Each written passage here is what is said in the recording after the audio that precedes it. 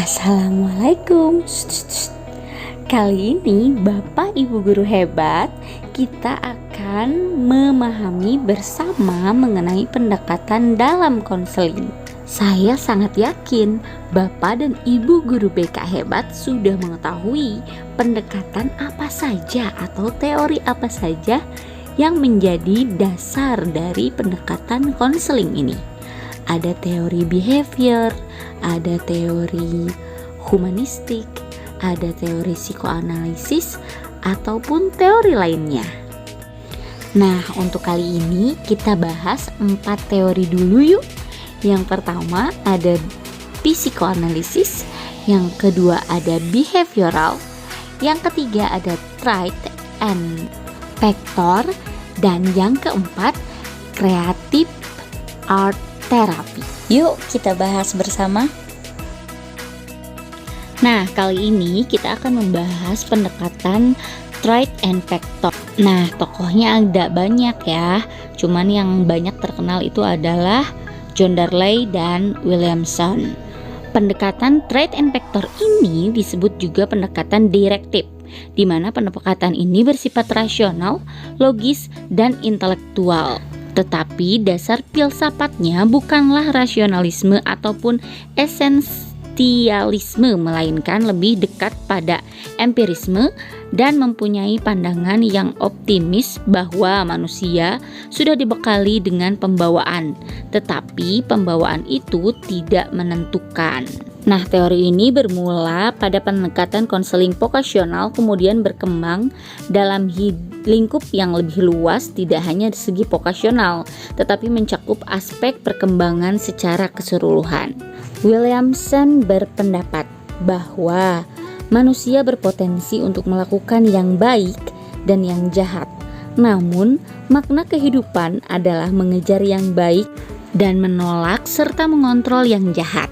Nah, dalam perkembangannya, manusia membutuhkan bantuan dari orang lain untuk dapat mengembangkan semua kemampuan yang memadai.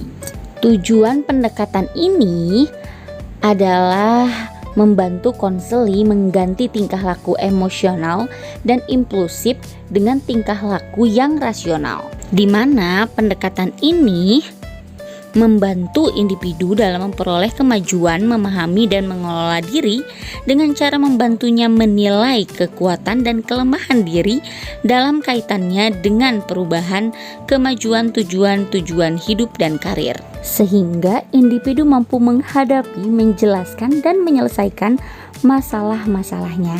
Nah, dari pengalaman ini, individu belajar untuk menghadapi situasi konflik di masa yang mendatang. Nah, selanjutnya kita masuk ke langkah proses konseling. Tahapan yang pertama yaitu langkah analisis. Nah, di sini untuk memahami keadaan konseli dengan cara mengumpulkan informasi dan data dari berbagai sumber dan teknik serta alat yang diperlukan dengan memadai.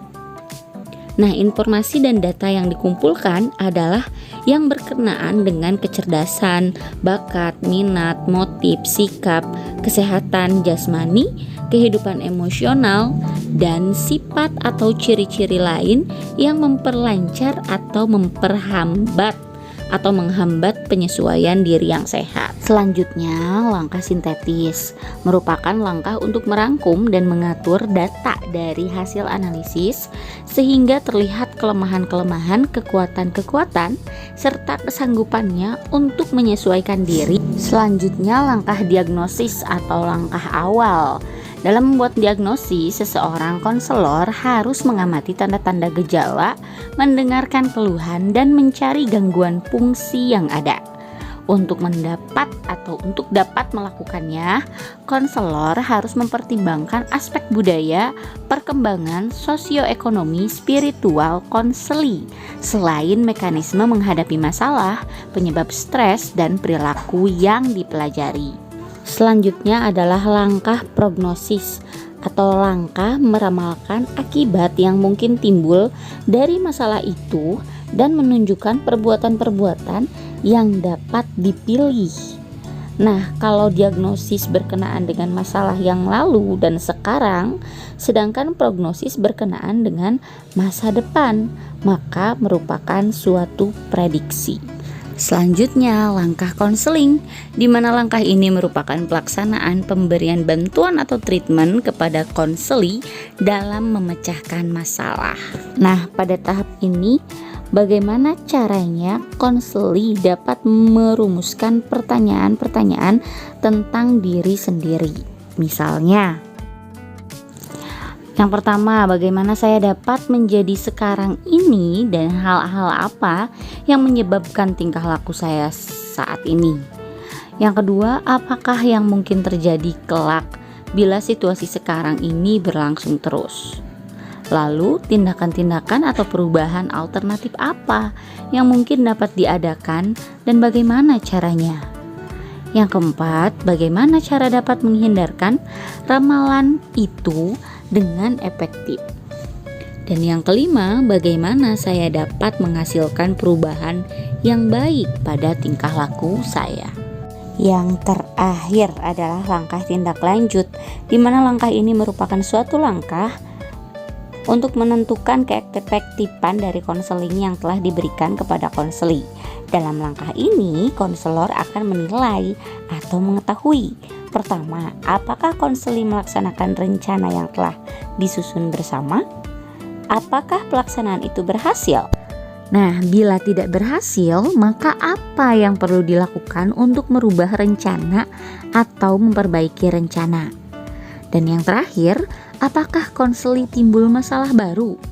Dalam langkah ini, konselor membantu konseli dalam menghadapi masalah baru dengan mengingatkan kepada masalah sebelumnya atau masalah sumbernya, sehingga menjamin keberhasilan konseling. Untuk teknik konseling dalam Tried and Factor ini tidak ada teknik tertentu yang dapat digunakan untuk konseling kepada seluruh siswa di sekolah, dan arah konseling juga bersifat individual. Karena teknik ini harus disesuaikan dengan individualitas konseling, dan kita sebagai konselor tidak dapat menghindari kenyataan bahwa setiap masalah menuntut fleksibel dan keragaman konseling. Beberapa teknik konseling yang sering digunakan dalam konseling Tried and Factor atau direktif. Yang pertama, mengadakan pendekatan pribadi, di mana konselor harus menerima konseli dalam hubungan yang hangat, intim, bersifat pribadi, penuh pemahaman dan terhindar dari hal-hal mengancam konseli. Selanjutnya, mengembangkan pemahaman diri. Konseli harus mau memahami kekuatan dan kelemahan dirinya dan harus dibantu untuk mau menggunakan kekuatannya dan mengatasi kelemahannya. Nah, pada proses penafsiran data dan diagnosis itu dilakukan bersama-sama dengan konseli. Namun menunjukkan profil tes kepada konseli hendaknya dihindari ya. Kemudian ada pemberian nasihat atau perencanaan program kegiatan. Nah, konselor mulai bertolak dari pilihan, tujuan, pandangan atau sikap konseli dan kemudian menunjukkan data yang mendukung atau tidak dari hasil diagnosis. Nah, ada 3 metode pemberian nasihat yang dapat dilakukan atau digunakan guru BK. Yang pertama adalah nasihat langsung atau direct advising. Nah, guru BK atau konselor secara terbuka dan jelas menyatakan pendapat kepada konseli. Nah, pendekatan ini dapat digunakan kepada konseli yang berpegang teguh pada pilihan atau kegiatannya, yang oleh guru BK diyakini bahwa keteguhan konseli akan membawa kegagalan bagi dirinya. Yang kedua, metode persuasif. Konselor menunjukkan pilihan yang pasti dan jelas. Konselor memperlihatkan satu persatu kenyataan-kenyataan menurut logika dan pemikiran sehat, sehingga konseli melihat alternatif tindakan yang mungkin dilakukan. Terakhir ada metode penjelasan atau explanatory method. Ini merupakan metode yang paling dikehendaki dan memuaskan. Guru BK secara hati-hati dan perlahan menjelaskan data diagnosis dan menunjukkan kemungkinan situasi yang menuntut penggunaan potensi konseling. Metode ini merupakan pemikiran yang hati-hati dan detail tentang implikasi individu. Teknik selanjutnya melaksanakan rencana, yaitu menetapkan pilihan dan keputusan. Guru BK memberikan bantuan secara terarah di dalam implementasinya. Rencana yang akan dijalankan dapat berupa remedial atau suatu program pendidikan dan latihan. Dan yang terakhir adalah merujuk kepada petugas lain atau referral.